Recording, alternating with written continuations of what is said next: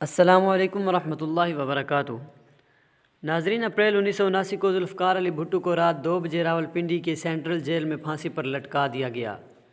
ان کو راولپنڈی جیل کے زنانہ حصے میں ایک 7 بائی 10 فٹ کی کوٹھڑی میں قید کیا گیا تھا۔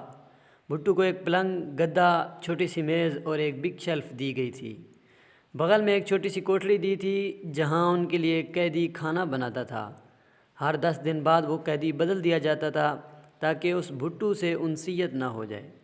کبھی کبھی بھٹو کے دوست اور دانتوں کے مشہور ڈاکٹر نیازی ان کے لیے کھانا بھیجا کرتے تھے۔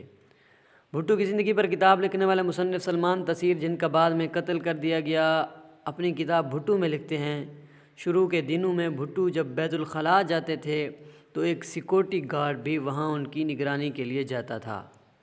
بھٹو کو یہ بات اتنی ناپسند تھی کہ انہوں نے تقریباً کھانا کھانا ہی بند کر دیا تھا تاکہ انہیں بیت الخلاء جانے کی ضرورت ہی نہ پڑے۔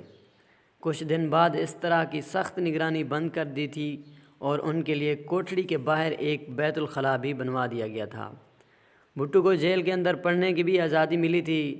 آخری دنوں میں وہ چارلس ملر کی خیبر، رچرڈسن کی سوانح عمری، جواہر لال نہرو کی ڈسکوری آف انڈیا اور صدیق صالح کی وٹنس ٹو سرنڈر کا مطالعہ کرتے تھے۔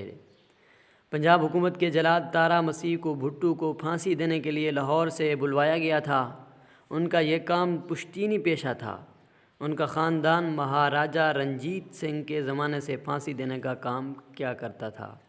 اس وقت مسیح کی تنخواہ 375 روپے ماہانہ تھی اور ہر پھانسی دینے پر انہیں اضافی 10 روپے ملتے تھے۔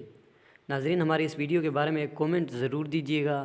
ہاں، اگر آپ ہمارے چینل پہ پہلی مرتبہ آئے ہیں تو چینل کو بھی ضرور سبسکرائب کر دیجیے گا۔ والسلام۔